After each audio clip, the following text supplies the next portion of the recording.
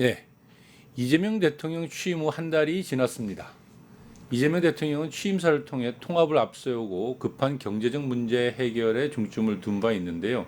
그러나 무엇보다 급한 불을 꺼야 하는 것이 바로 미국과의 협상, 또 남마천 얽혀있는 외교관계 회복, 그리고 한반도 평화의 과제가 놓여 있습니다. 오늘 이재명과 해야 될 한반도 평화 안보 외교적 과제, 특히 중국 관련한 대담을 진행하고자 합니다. 광운대 김희규 교수님 나와 계십니다. 어서 오십시오. 안녕하십니까. 네, 선생님이 주말에 쉬셔야 되는데 또 이렇게 나오게 하셔서 죄송합니다. 이래야죠. 불러주시면 언제든지 달려와야 됩니다.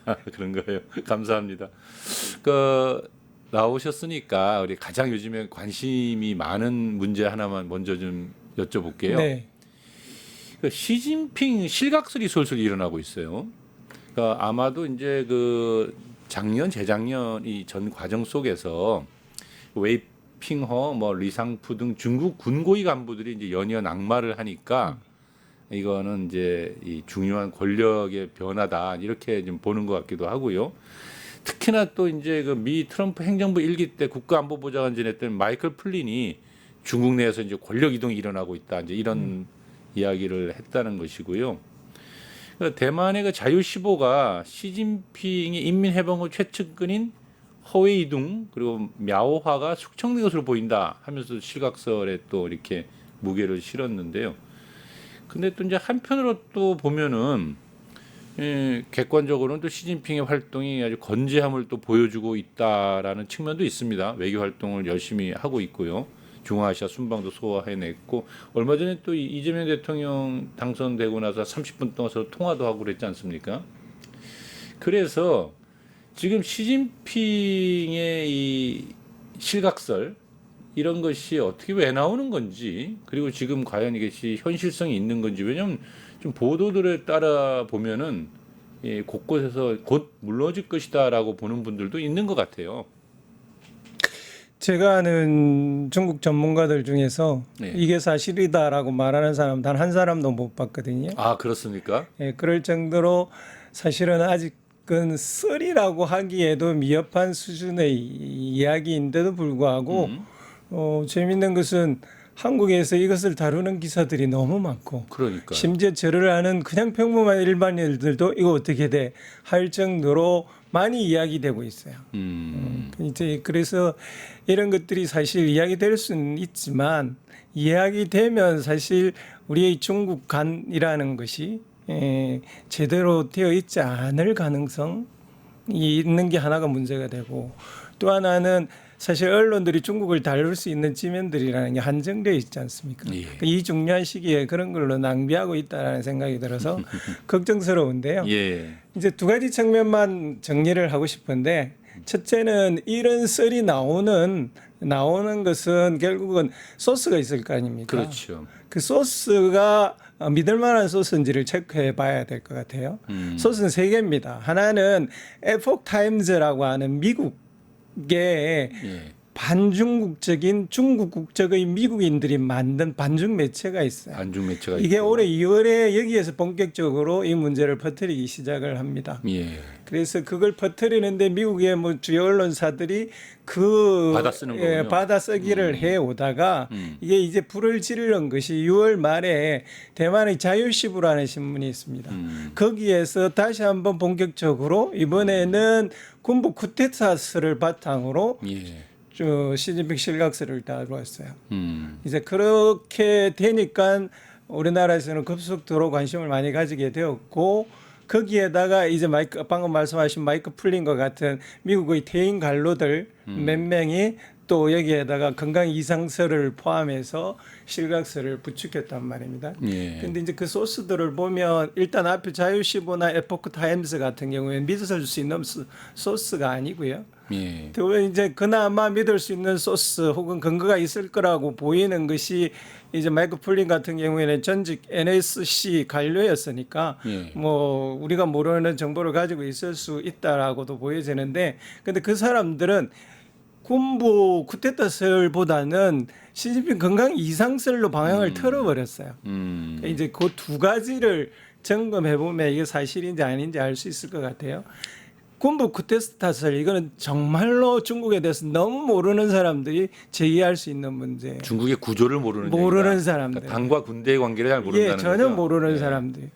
그러니까 중국은 철저하게 당 국가 체제입니다. 그렇죠. 당 중심의 국가. 당이 모든 것을 다 통제를 해요. 군은 당연히 마찬가지고요. 그러니까 당의 최고인 주석 자리에 앉으면 예. 당연히 중앙군사위원회 위원장이 됩니다. 예. 그러니까 군을 우리나라도 마찬가지죠.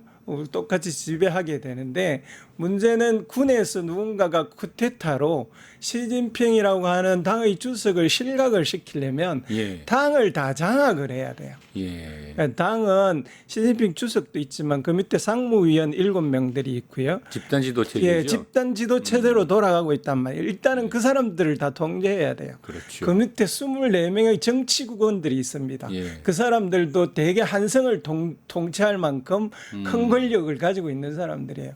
적어도 그 25, 6명을 통제하지 않는 이상은 예. 구조적으로 실각이 불가능한 시스템이란 말입니다.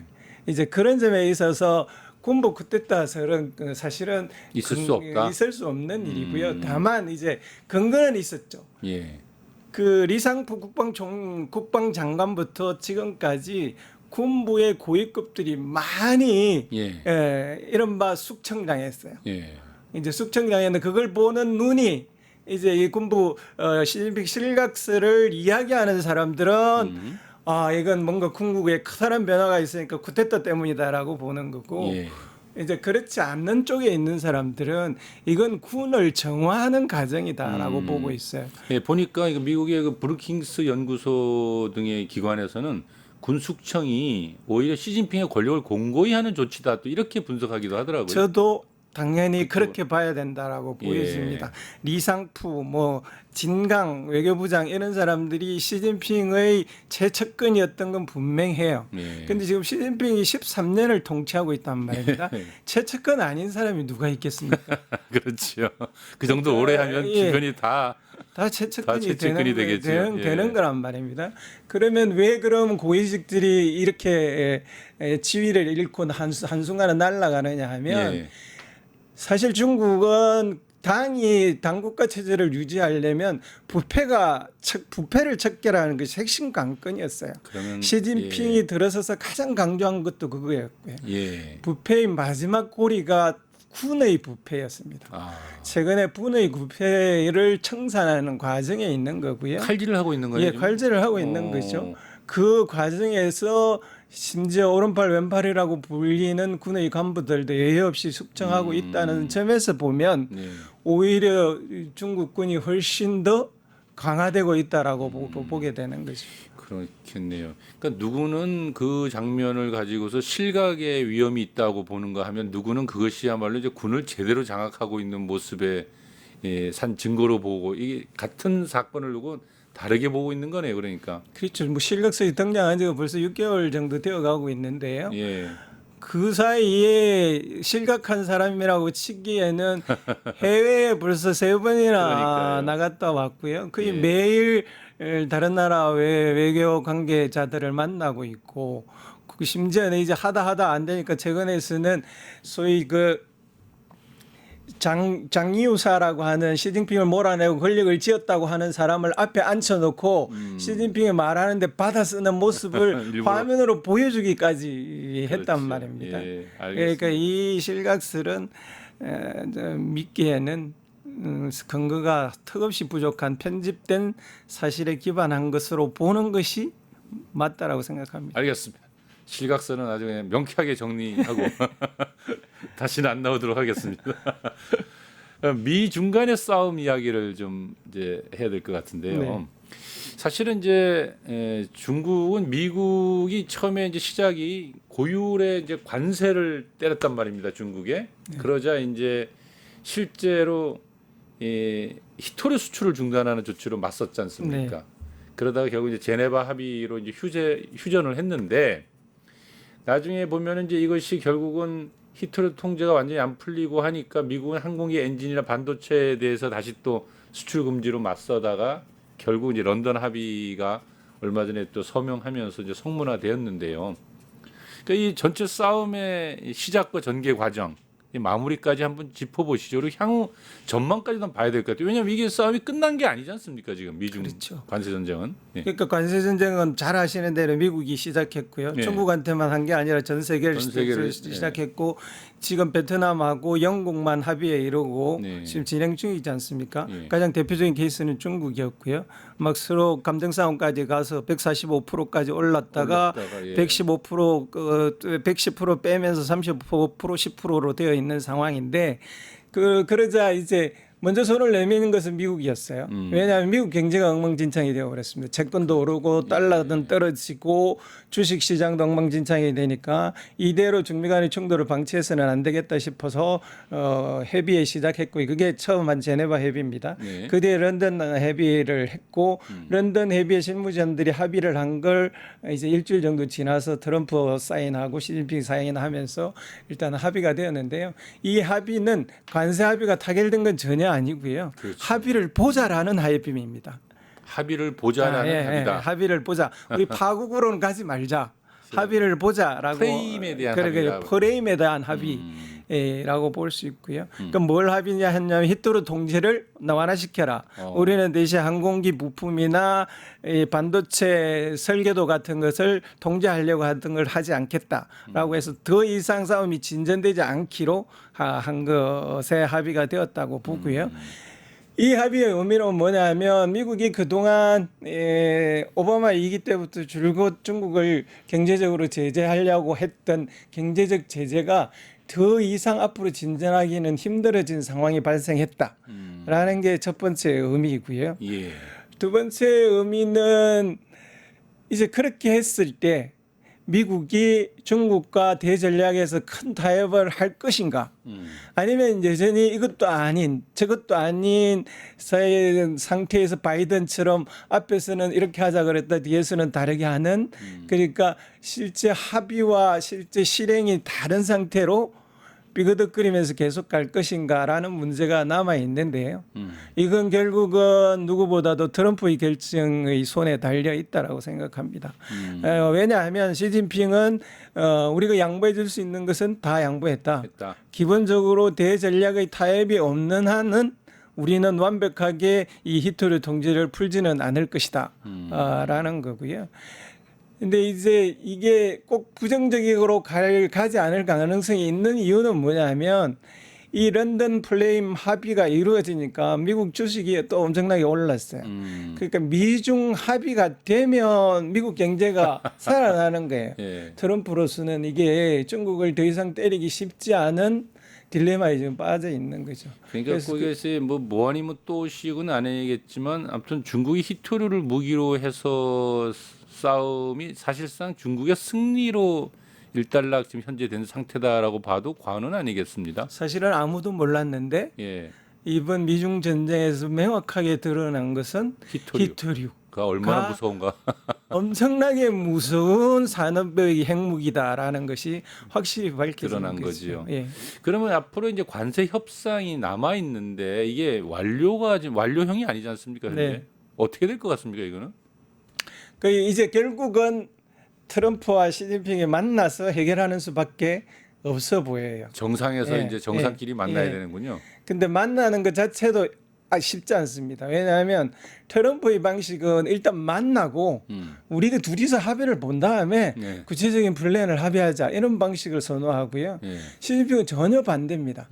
실무진에서 계산서를 다 맞춰서 우리는 마지막에 도장을 찍자. 예, 사인만 하면 된다. 이런 거기 때문에 계속 지금 못 만나고 있는 거죠. 지금 뭐 10월 말에 다시 간다, 뭐 전성절에 간다 그랬다가 그것도 아니다. 10월 말에 간다 그랬다가 지금 제일 가능성이 있어 보이는 것은 다자 회담인 10월 말에 벌어지는 아펙 회담에서 시진핑 트럼프가 같이 왔을 때 거기서 만날 가능성 같은 것이 점쳐지고 있는 건데 일단 둘이 어떤 타이밍에 만나는 것이 아마 큰 기폭제가 되지 않을까 싶습니다. 알겠습니다. 네. 먼저 더 지켜보도록 하겠습니다. 사실 이 이재명 정부의 실용 외교가 이 중국과 이제 뗄 수 없는 문제인데요. 사실 얼마 전에 이제 G7을 참석하고 나토 회의는 불참하지 않았습니까? 그래서 그걸 보면서 이재명 정부의 실용 외교가 이제 실체를 드러내고 있다 이제 이런 평가들을 하는데요. 근데 사실 이제 미국과 통상회담을 좀 앞두고 있단 말입니다.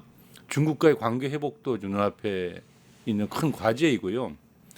그러니까 이재명 정부가 외교 안보 정책의 노선으로 표방하고 있는 이 실용 외교 도대체 이제 어떻게 하겠다는 것인지, 과연 선거에는 무엇을 중심에 세워야 하는지, 이게 굉장히 좀 이제 관심사예요. 특히나 미국과 중국이 이렇게 싸우고 있고 미국 편에 서라고 미국의 압박을 강하게 하고 있는 조건에서 말이죠. 어떻게 보십니까? 중국의 입장에서는 소위 가치 외교에서 실용 외교로 전환한 것에 대해서 커다란 기대와 기대감이- 관심을 가지고 예. 있고 어느 쪽으로 나아갈지를 지켜보고 있는 상황이고요. 네, 중국의 관점에서 말하면 G7에 참가하는 것은 전혀 문제가 안 됩니다. 그렇죠. 그건 뭐 당연히 한국이 우방국들과 관계를 하는 것은 문제가 안 되었고요. 이제 나토에 참가하는 것은 아마 중국이 나토에 이재명 정부가 참가를 했다면 틀림없이 그렇게 물었을 거예요. 니네가 윤석열 정부와 뭐가 다른데? 라고 중국은 물었을 겁니다. 그런데 다행스럽게 나토에 이제 슬기롭게 참석을 안 했어요. 예. 그런 점에 있어서 한중 관계에 있어서 첫 단추는 비교적 잘 끼웠습니다. 그렇지요. 근데 문제는 두 번째 단추를 끼워야 되는데 두 번째 단추를 중국이 좀 더 전폭적으로 전승절에 참석해라라고 하는 초대장을 보냈어요. 전승절, 예. 전승절 초청. 예, 9월 3일인데요. 예. 이 전승절 초청을 보냈는데 중국은 그렇게 생각하는 거죠. 니네가 우리하고 잘할 생각이 있다면 저 박근혜 정부 시대 때 사드 설치 이전으로 한중 관계를 돌아가려고 한다면 그럼 박근혜 정부와 이 정부와 같이 니네들 우리나라에서 중요한 행사인 전승절에 국가 정상이 참석하는 게 뭐가 이상하냐 와라 라고 초대장을 보낸 거란 말입니다. 겉으로는 그렇게 하면서 속으로 뭐냐면 뭐가 다른지를 보여달라고 하는 이야기거든요. 근데 그 이야기를 하면서 그냥 이야기를 하고 있는 게 아니고요. 사실은 10월 말에 있는 아펙 회의에 예. 시진핑 주석이 아직 참석하겠다라고 확정을 안 지었어요. 전승절에 오나 안 오나 보고 한다는 뜻인가요? 전승절 문제라기보다는 이재명 정부가 실용 외교를 외치는데 예. 그리고 한중 관계의 복원을 외치는데 거기에 대한 진심이 어디까지인지를 보고 결정하겠다라는 태도로 전해졌습니다. 예. 그 또 하나 나타나는 것은 한한령을 해제할 거라는 기대를 많이 주었고 실제로 중국 내부에서는 CCTV가 한국 정상급 아이돌을 불러서 전국 순회를 할 계획까지 다 발표를 했었는데 거기에서 정상급 아이돌을 보는 것을 빼버렸어요 최근에. 이것 또한 한중관계 복원을 할 때 니네들이 우리한테 줄 수 있는 건 뭐야? 이걸 묻고 있다라고 저는 생각을 합니다. 그래서 굉장히 큰 난관에 부딪혀 있다라고 보여지는데요. 전승절 참석 여부 한마디로 이재명 정부의 이제 시험대에 올라온 거네요. 그러니까 그 전승절 초청에 응하느냐 안 응하냐가 중국이 바라보는. 그렇죠. 이게 만약에 우리가 윤석열 정부 때 외교 관계가 정상적으로 진행이 되었고 예. 한중 간의 신뢰가 있었다면 예. 이번에 전승절 초청 카드는 예를 들면 주중 대사를 통해서든지 신뢰할 수 있는 라인을 통해서 지금 우리 미국하고 동상 전쟁 중이잖아. 이런 거 주면은 우리나라 내부 분위기가 어떻게 되겠어? 좀 기다려줘. 이런 협의를 충분히 할 수 있었고 중국도 그 정도 사정은 봐줄 수 있을 거라고 저는 판단을 하는데 예. 그 3년 동안 외교가 채널도 다 붕괴되었고 실질적으로 중국과의 관계도 엉망진창으로 만들어 나왔기 때문에 중국도 이제는 한국 자체를 니네들이 이전 정부가 뭐가 다른데? 그러니까요. 참. 라고 묻는 수준에까지 와 있는 거죠. 이거 회복하는 데는 꽤 많은 노력과 시간이 필요해 버리라고 보입니다. 예전에 그 박근혜 전 대통령이 예. 그 전승절에 참석해서 네. 푸틴과 시진핑 사이에 서 있던 모습이 아주 생생히 기억이 나는데요. 사실 그 전승절에 참석한다라는 것이 큰 다른 의미보다도 그 국가가 가장 이렇게 자랑스러워하고 자신 있는 행사에 참가하는 이제 외교 무대지 않습니까? 그렇죠. 예. 그런데 지금 너무 많은 지금 의미를 부여하면서 지금 막 반대하고 가면 안 된다고 좀 분위기를 잡아가는 것 같아서 많이 걱정됩니다. 이걸 사실은 네. 이게 뭐 학계든 언론이든 아니 정부 당국이든 이 그냥 외국의 하나의 행사에 정부 수반이 참석하는 문제에 대해서 예. 이게 이렇게 많은 국내 에너지를 쏟고 뭐 이게 참석하면 미국이 어떻게 될 거고 네. 이럴 상황까지 와버린 것 자체가 예. 우리나라의 지금 윤석열 정부가 얼마만큼 나라를 망쳐 놓았는지를 보여주는 하나의 잣대라고 보여지고요. 예, 맞습니다. 박근혜 정부 때 박근혜 대통령이 전성절에 가서 천안문 막루에 올랐던 걸 예. 그때는 다 한국 언론들이 실용적인 관점에서 잘한 일이야 그렇게 했단 말이에요. 그렇긴 했죠. 저도 또 그때도 똑같이 생각을 했습니다. 보수 정부이지만 중국과 경제 관계가 이렇다면 올라가야지. 그건 뭐 대단한 거라. 올라간다고 무슨 안보의 뭘 동맹 관계를 해체하는 것도 아니고 경제적으로 뭘 내주는 것도 아니고 상대국이 저렇게 좋아하는 일을 외교적으로 얼마든지 할수 의례적으로 있는 해줄 거죠. 수 있는 예. 일이다라고 판단해. 지금은 그렇게 하면 마치 막 나라를 예. 팔아먹고 미국한테 엄청나게 갤레인 것처럼 지금 언론들이 몰아가고 있어서 난관이 크다라고 보였습니다. 그래서 갈수록 이제 우리 이재명 정부의 또 하나의 벽을 깨 나가는 장면이 이제 어떻게 진행될 건가를 우리가 많이 좀 도와줘야겠다는 생각도 좀 많이 듭니다. 한한령 아까 얘기를 하셨는데요. 네. 한한령 얘기를 잠깐 좀 하고 가야 될 것 같아요. 네. 실제로 이제 한한령은 한류 제한령이라고 해서 이제 한중 관계가 사실 상하는데 한 이유가 좀 되기도 했거든요. 네. 근데 이제 물론 한한령 시작이 그 사드 배치로부터 출발했지 않습니까? 예, 사드 배치로 출발했는데 중국인들에게 이제 대한민국에서 제작한 콘텐츠 또는 한국인 연예인들이 출연하는 광고 송출을 금지시켰고요. 사실은 이제 그 후유증이 원래 그 전에 그 중국 가면은 가는 데마다 이영애 그 대장금의 이영애 사진이 붙어 있었는데 이런 것이 이제 사라지게 하고 또 한국 상품인데 불매운동까지 막 벌어지고 했었지 않습니까 당시에. 또 한국산 화장품이 된 소리를 맞기도 했고요. 그런데 지금 이제 두 정상의 이제 만남도 이제 이루어져야 되겠지만 아까 이제 한한령 얘기가 잠깐 그 뭔가 풀어줄 듯이 하다가 지금 다시 쪼우는 거냐 이렇게 이제 설왕설래 되고 있는데 그 전망 그러니까 한한령 자체는 사실 이 엄청나게 이것이 뭐 전략적 목표는 아닐 터인데 이것은 결국 관계가 좋아지면 자연스럽게 풀리는 이제 문제 아니겠어요? 어떻게 보세요 이 문제는? 아까 한한령에 대해서 잠깐 언급하셨는데. 한난령이라고 예. 우리가 말하는 중국은 인정하지 않지만 우리가 말하는 중국에서 우리 문화를 수용하는 것을 교류하고 파는 것을 금지시키는 일련의 네. 조치들은 사드 때문에 만들어진 거고요. 예. 그 이후에 중국은 여러 차례 이것을 풀려고 하는 계기를 만들려고 했는데 예. 팬데믹 거치고 안 됐고 그리고 또 윤석열 정부 되면서 더욱더 안 됐고 그래서 최근에 중국 정부는 이걸 어떤 형태로든 빨리 원치를 시키고 하는 기본적인 태도는 분명한 것 같아요. 예. 그리고 여러 가지 실질적인 조치들도 지금 고려를 하고 있는 것 같고요. 이제 우리에게 있어서 다행인 것은 사실은 한한령이라고 하는 한국의 아이돌 그룹이나 드라마와 같은 것을 중국에 수입하는 것이 금지된 이유는 사드 문제도 있지만 국내적 요인들도 있었어요. 왜냐하면 시진핑 정부가 미국과 대결을 하면서 소위 서구 문화에 대한 일종의 그 장벽 같은 것을 세우려고 노력을 했고 뭐 서구 문화가 대표적이다라는 이미지도 가지고 있었고 그 사이 중국 문화를 서구 문화에 대항할 수 있는 중국 문화를 키워야 되겠다라는 국내적 조치도 필요했었고 그런 요인이 겹쳐서 되어 있었는데 다행인 것은 그 뒤에 조치들이 지금은 썩 그렇게 엄격하게 되지 않아도 하지 않아도 될 것 같다라고 판단을 하고 있는 것 같고요.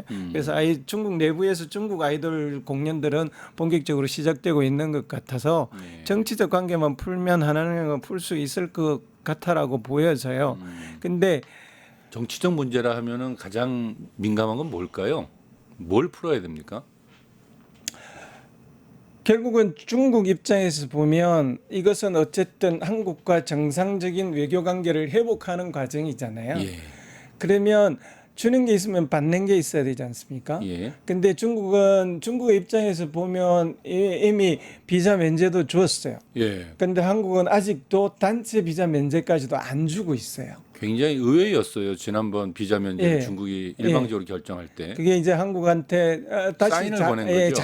잘 해보고 싶다는 사인을 보낸 건데 아직 한국은 뭐 전체 비자 면제는 고사하고 단체 관광객 비자 면제까지도 안 주고 있는 상황인 거고요. 예. 그다음에 이제 한류라는 것을 해제해 줬을 때 그럼 한국이 중국한테 줄 수 있는 게 뭐야? 라고 물었을 때 그 카드를 중국은 아직 보지 못한 거죠.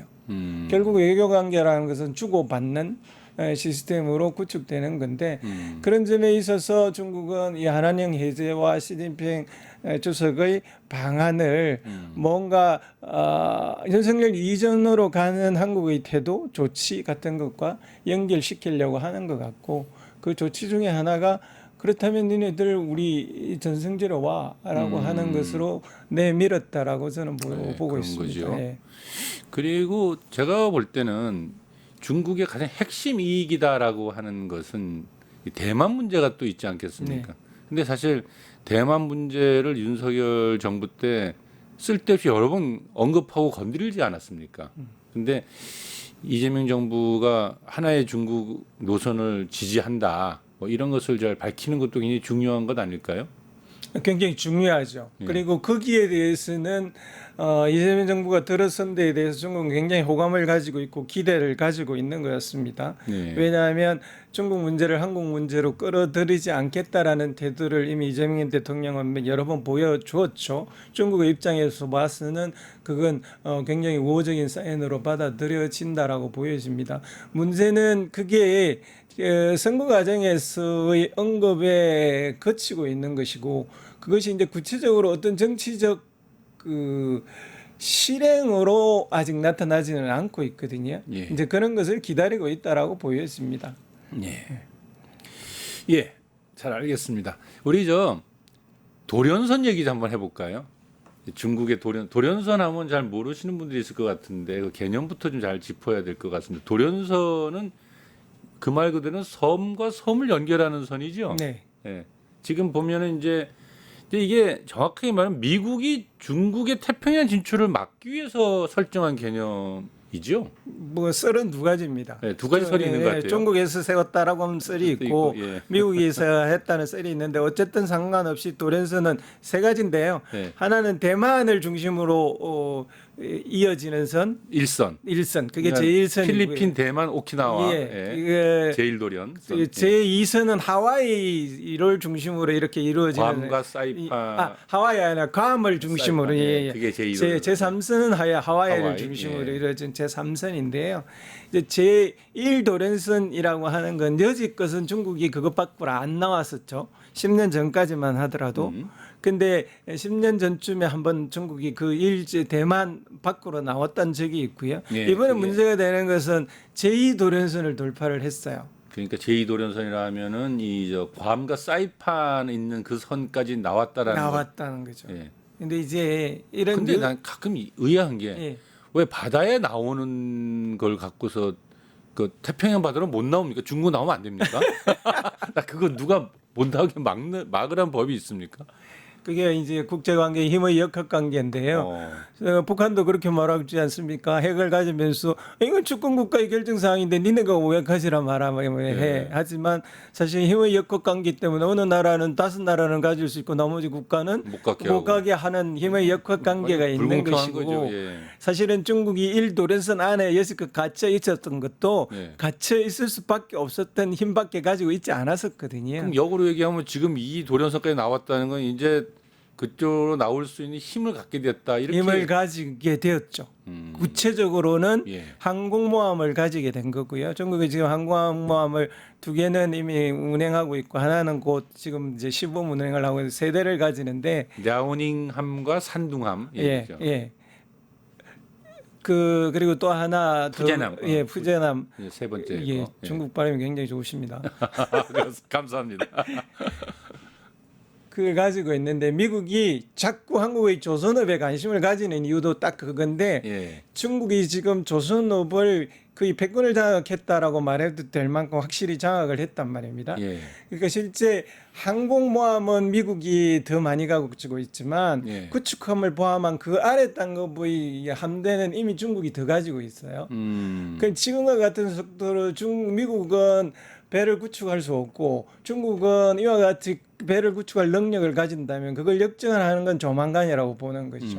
그러니까 미국 국방부로서는 이게 엄청나게 중요한 사안이 되는 거고요. 긴장이 걸렸군요. 예, 우리 통상에서 우리가 가지는 조선업 능력을 그만큼 잘 활용할 수 있는 어떤 역으로 보면 기회에 이게 되는 거란 말입니다. 이제 그런 능력이 되니까 가는 건데 네. 이 사안을 볼 때 제가 꼭 드리고 싶은 말씀은 이게 그냥 중국이 우리 힘이 커졌어 밖으로 나가야 되겠어 한 게 전혀 아니고요. 그러니까요. 사실은 대만선을 기점으로 그동안 미중 관계가 좋았을 때는 예. 미국도 그 안으로 들어가지도 않았고 제1도련선 안으로 들어가지도 않았고 아. 중국도 나오지 않았어요. 예. 근데 미국이 대만 문제를 기점으로 중국을 때리기 시작하면서 수시로 항해의 자유, 항행의 자유를 외치면서 들락거렸단 말이에요. 그럼 미국은 자유가 항해의 자유를 외치면서 중국 바로 코앞까지 대만까지 배가 막 들어오고 네. 중국은 태평양 쪽으로 나가면 안 되고. 안 되고 그런 논리가 기본적으로 깔려 있는 거죠. 예, 그러니까 그랬는데- 중국으로서는 도저히 받아들일 수 없는 일인 거죠. 그랬는데 지금은 이제 괌 사이판까지 이제 나와버린 거네요. 나온 게 이제 결정적인 계기가 있는데 예. 첫 번째로는 지금 라이칭드라고 하는 대만 총독이 예. 집권 1년 차가 막 지나면서 뭐라고 했냐면 예. 여전히 국내 여론은 상당히 바뀌어 있음에도 불구하고 우리는 주권 국가다 이렇게 국가라고 표현을 했어요. 아. 거기에 대한 일정 경고성이고요. 예. 또 하나는 최근에 미국이 항해의 자유를 주장하는 데 있어서 일본, 영국 이와 같은 군대들이 같이 동의를 해서 그 제1 도련선 안으로 막 들어와요. 들어왔어요? 예, 영국 아이고. 함대도 들어갔고 심지어 일본 함대도 들어갔어요. 오, 중국 그- 입장에서는 굉장히 그 심각하게 받아들였겠네요. 심각들이 받아들일 수밖에 없을 뿐만 아니라 예. 결국은 이 태평양에서 우리가 뭔가 조치를 취하지 않으면 앞으로 계속 이럴 거다. 계속 예. 이럴 거다라고 판단하는 거죠. 중국은 그런 입장에서 최근에 뭐 항해 지역에 어업 구조물 설치한 거 네. 같은 문제도 그런 전반적인 세계 전략 속에서 뭔가 이루어지고 있다라고 보아야 될 것 같습니다. 그렇죠. 이게 이제 중국의 항공모함이 이렇게 형성되어 가고 있다라는 거는 사실 이제 앞으로 더 크게 큰 바다로 나갈 수 있는 꿈은 여전히 갖고 있는 거지 않습니까? 근데 사실 제가 기억에 나는 게 예전에 2010년도 초인가요? 그 태평양을 가리켜서 이게 넓지 않느냐라는 얘기를 미국한테 한 적이 있지 않습니까? 네, 오바마한테 가서 예. 소위 공동 운영 네. 태평양이 너무 넓으니까 우리도 클 만큼 컸으니까 공동 운영하자 그러다가 오바마가 택도 없는 소리 하지 마라 그러면서 그때부터 본격적으로 중국을 때리기 시작했거든요. 중국을 그냥 두면 안 되겠다라고 하고 때리기 시작한 거고 어쨌든 이게 공세적으로 시작하는 거냐 수세적으로 시작하는 거냐는 논점의 차이가 있지만 중국도 어쨌든 자기의 이 석유 유통로 그리고 무역로를 미국 함대로부터 보호하기 위해서는 항공모함을 포함한 해군 전력을 업데이트하는 것은 틀림없는 앞으로의 방향 같습니다. 야, 그러면 앞으로 그 항공모함이 보통 세 척이 되면 보통 그렇게 표현들을 하지 않습니까? 그러니까 이제 한 척은 이제 운영하고 있고 한 척은 수리하고 있고 한 척은 대기한다 해가지고 세 척 이상 돼야 이제 소위 뭐 활동에 있어서 기본 체계가 완성된다 이러던데 이제 세 척이 완성된다고 하는 것은 그야말로 전 세계적으로 지금 항공모함을 세 척 이상 갖는다라는 이제 미국 외에는 없지 없죠. 않습니까? 예. 그러니까 한마디로 중국의 꿈이 이제 커가고 있다라는 느낌을 주는데 앞으로 이 도련선 이야기는 또 가끔씩 한 번씩 좀 나눠보시죠. 네, 해야 될 일이 자주 올 것 같습니다. 그런 느낌이 저도 듭니다. 예. 좀 다른 이야기를 한번 하겠습니다. 이제 이 참 독특한 분인데요. 이 싱크탱크 CSIS의 빅터 차. 네. 이 빅터 차는 정말 독특한 분 같아요. 근데 이 한국 석자가 최근 독특한 발언을 했어요. 네오콘이지 않습니까, 이분도? 예. 네. 이번 미국의 대이란 공격으로 인해 가지고 네. 그래서 이제 북이 그걸 보고서 북한이 두려움을 가졌다는 거예요. 네. 저 때리는구나. 그래서 북한이 미국과 대화할 이유가 생겼다. 이제 두려움을 가졌기 때문에 그렇다는 거고, 또 미국 입장에서는 북이 자꾸 이제 대러시아에 무기를 공급한다거나 이란의 또 무슨 그 농축 우라늄 시설을 재건하는데 도움을 준다거나 하는 것을 막기 위해서 또 대화할 이유가 생겼다. 그래서 북미 대화 가능성이 커졌다. 뭐 이런 논리를 폈어요. 제가 볼 때는 두 가지 다 별로 맞는 것 같은 느낌은 안 들긴 하던데, 다만 그 빅터 차가 무슨 말을 했냐면 올해 10월 말 한국에 열리는 거 아펙에 트럼프가 이제 방한을 한다. 그러면 판문점에서 김정은 위원장과 만날 가능성이 있다. 뭐 이런 이야기를 했단 말이죠. 그래서 아펙 기간 중에 트럼프의 방북설, 이게 설일까 현실성이 있을까 뭐 이런 생각이 좀 들더란 말이죠. 저는 이 문제는 예.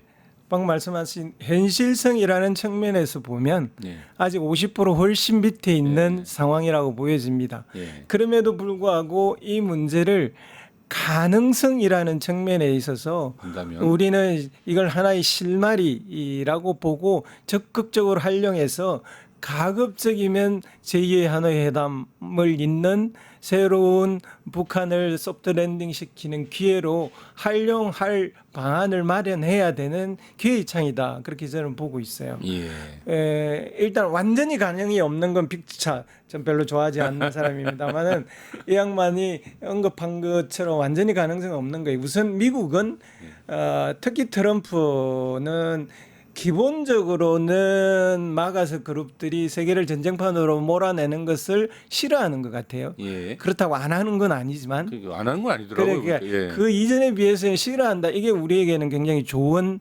호재이고요. 네. 두 번째는 트럼프 대통령도 계속 북한에 대해서 다시 예전에 일기 때 했던 회담을 이어가자라는 사인을 보내고 있고 최근엔 친서를 보냈다 그러고, 그리고 이 빅터 차 말하기 이전에 국무부에서도 그렇고 트럼프 대통령 자신도 다시 잘해보고 싶다는 이야기를 거듭 발표를 한 것, 이게 굉장히 우리로서는 어떻게든 만들어내는데 뭔가 힘을 보태야 되는 하나의 기회다라고 보여지고요. 이제 두 번째는 북한의 문제인데, 예. 북한이 이제 적대적 이국가 체제를 선언하고 우리는 한국과 아무것도 안 하겠다, 미국하고도 아무것도 안 하겠다라고 하고 있고, 그 상태가 우크라이나 전쟁이 지속되는 한은 계속할 가능성이 저는 높다고 보입니다. 현실적으로는. 예. 왜냐하면 러시아와에 있어서 유엔 대북 제재를 무력화시킬 수 있는 일련의 도움들을 계속 받고 있고요. 예. 거기에서 들어오는 달러로 경제적으로도 숨통을 상당 정도 틔우고 있는 것 같고, 예. 그런 측면에 있어서는 굳이 이전처럼 핵을 포기한다든지 라는 방식으로 미국과 대화를 할 가능성은 저는 거의 사라졌다라고 보입니다. 예. CBID라고 표현되는 네. 북한의 비핵화를 전제하는 것은 북한은 절대로 나오지 않을 안 거라고 받겠죠, 생각합니다. 이제. 예. 그럼에도 불구하고 이제 빅터 차이 안건에서 하나, 빅터 차이 문제 제기에서 하나 동의하는 것은 이란의 핵 타격을 한 것은 북한에게도 어느 정도의 영향을 주었을 것이다. 이건. 예. 또 하나는 지금 북한하고 중국과의 관계가 썩 좋지 않아요. 그건 뭘 의미를 하느냐 하면 사실은 미국이 북한을 선제고기 공격하지 않은 데는 중국의 영향력이라는 게 굉장히 컸고, 예. 중국의 눈치를 보는 것이 굉장히 컸었는데, 다를 가능성도 역시 있을 수도 있을 가능성이 또 있는 상태가 되고 있다는 거죠. 예. 예를 들면 중국도 사실은 북한이 핵을 가지는 걸 절대적으로 싫어합니다. 뭐 당연히 이웃 그렇겠죠. 국가가 누가 예. 국가가 그런 것을 미국과 협의하에 어떤 정도 가질 수 없는 상태를 만들 가능성은 논리적으로는 있는 거거든요. 예. 그런데다가 이제 뭐 북한이 가지고 있는 핵을 이란으로 가게 하는데 미국은 좀 더 조바심을 낼 수 있는 근거들, 그런 것들이 생기고 있는 상태에서 빅터 차가 마음에 들든 안 들든 전혀 뭐 틀린 얘기는 틀린 이야기는 아니다라고 아니죠. 본다 예, 이거죠. 그런 예. 점에 있어서는 예. 우리는 예. 그 가능성을 살릴 수 있는 대로 적극적으로 알겠습니다. 활용을 해야 된다라고 예. 보여집니다. 왜냐하면 우리가 예. 북한하고 적대적 관계로 계속 살아갈 수는 없는 거고요. 그렇지요. 지금과 상태로 그냥 냉랭한 관계로 계속 가서 좋을 게 아무것도 없습니다. 왜냐하면 북한은 지금 핵무기 체계를 갈수록 고도화할 거란 말입니다. 예. 저에게 오늘 주어진 시간이 다 돼서 또 다음 시간에 또 한번 모시도록 하겠습니다. 그냥 마치게 아쉬우면 3분 멘트 하나 드릴까요? 아닙니다. 그냥 마치셔도 괜찮습니까? 다 좋습니다.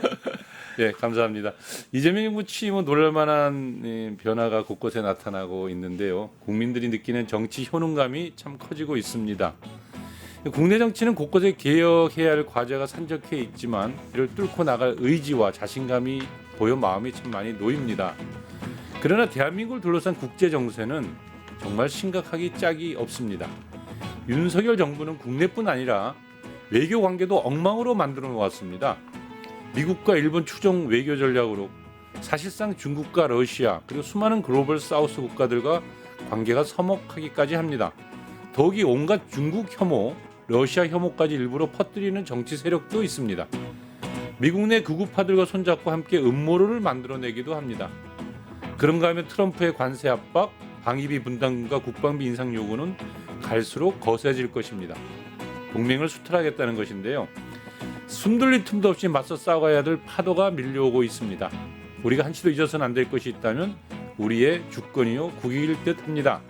이재명 정부의 실용외교 빛을 발휘할 수 있도록 우리 모두 힘을 모아줘야 하지 않을까 싶습니다. 함께해 주신 여러분 감사합니다. 명쾌하게 정세 읽어주신 김희규 교수님 감사합니다. 세상을 보는 창, 세상을 여는 창, 세상을 바꾸는 창 김창현의 창이었습니다.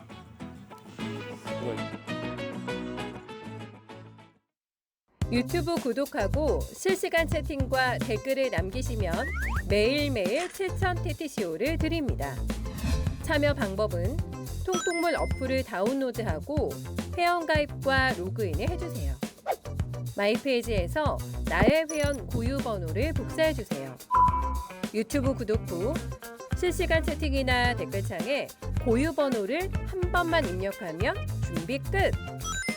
지금 유튜브 채팅과 댓글 쓰기 참여하고 실천 TTCO 받아가세요.